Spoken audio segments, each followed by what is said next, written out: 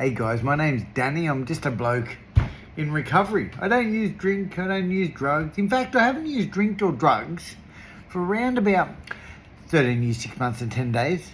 But who's counting, you know what I mean? Like, that's around about 125,000 hours of lived experience, living life on life's terms without the use of a substance. Now, look, I've kicked off, this sounded like, oh, fucking look at me, but please, it's not what I'm trying to get at. It's just my little introduction.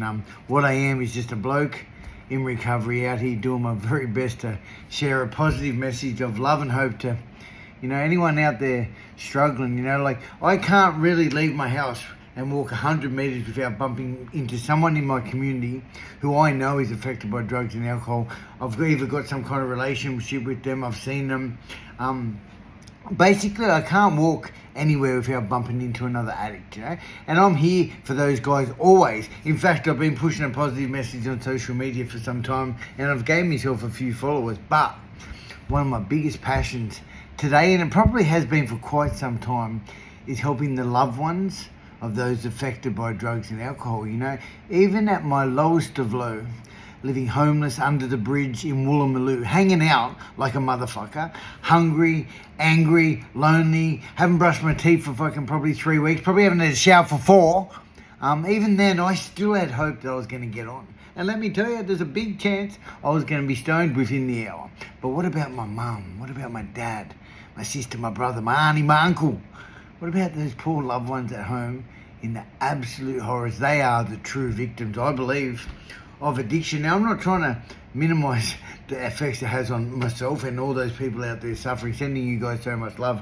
I'm just saying, I feel like for me, in my circumstance, my family suffered way more than I did, The other side of the coin would be me hanging out in jail in a dry cell, which is like a high risk cell with no mattress, no blankets, because they're afraid I'm going to kill myself, shaking on the floor, vomiting from heroin withdrawals. Like, that's kind of the worst it gets, and there was always a chance I was going to get stoned, and I fucking tell you what, I pretty much did get stoned.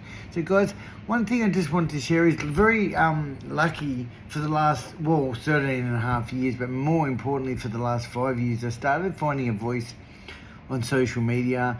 I started finding a voice where I started to share my stories of recovery. I'm also the founder of this incredible mobile app called Encapsulator, where you record video messages of love and hope to your future self. Now, I'm not here to plug that, but that came about as my journey of recovery when I wanted to document where I was at the moment and send a message to my future self. And as I developed that concept further, I started sharing my stories of recovery because that idea was conceived on my 6th birthday, sobriety birthday. And as I started sharing those stories, I started getting a lot of feedback from people.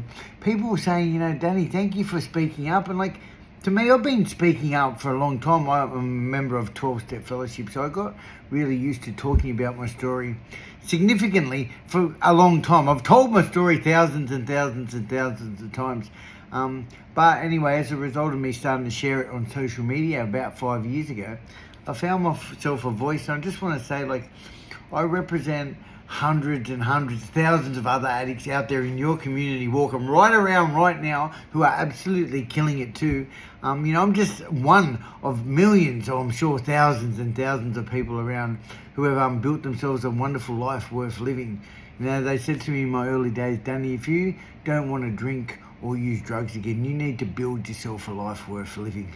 One foot in front of the other, one step at a time. It's exactly what I've continued to do. Now, I'm not trying to say it was going to be easy, and it was not easy. In fact, that first 12 months for me was incredibly difficult. It used to make me sick. Like, I was sick with fear, I was sick with anxiety, I was sick with anger, sadness. I hadn't had a feeling for at least 13 years. I was on the methadone program for 13 years, constantly stoned for 13 years. Now imagine, I'll tell you, for me getting off that in day one, it was like all this stuff I've been hearing people talk about at 12-Step Fellowship meetings, people talk about being sad and angry and having anxiety. It all hit me like a ton of bricks.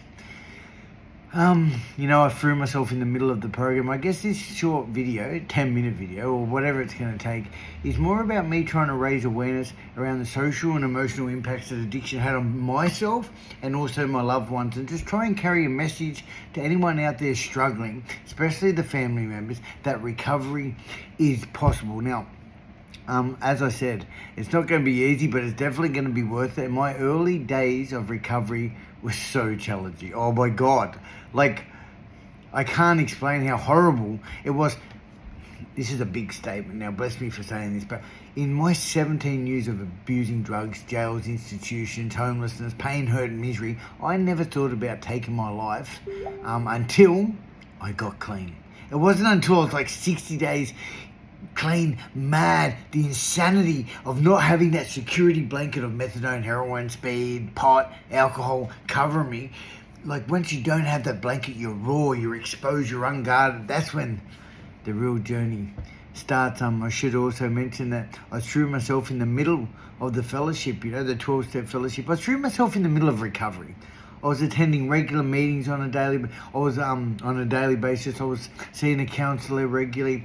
I found myself a service position. There's 5 things. There's 5 key tips that I want to share with anyone out there on the journey of recovery that I believe if someone's struggling, I can go through these 5 and I bet you they're missing a couple. These 5 are the core of my program. Number 1, an addict alone is in bad company. Get out of the house. You're at home with the killer. You need to stay connected with like-minded people on a similar journey with you.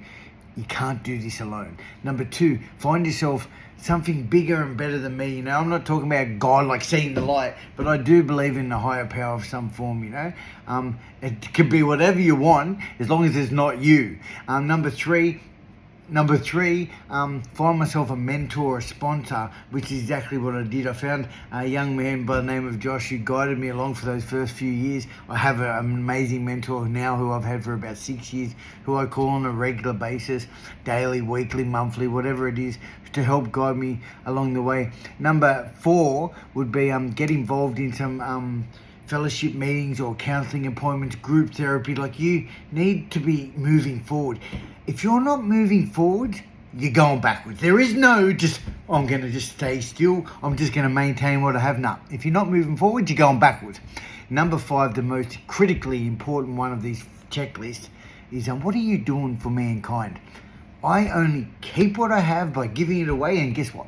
The more I give, the more the universe will provide. Guys, I get a little bit chuffed and excited when sharing my journeys. I just want to thank anyone who has held on long enough till now. I want to drop a couple more milestones that have happened for me. Look, I've been incredibly blessed. I say that I've been very lucky, and I mean, I do believe that's definitely an element of that. Of course, I've worked my ass off to keep what I have. I've been very blessed to travel the world.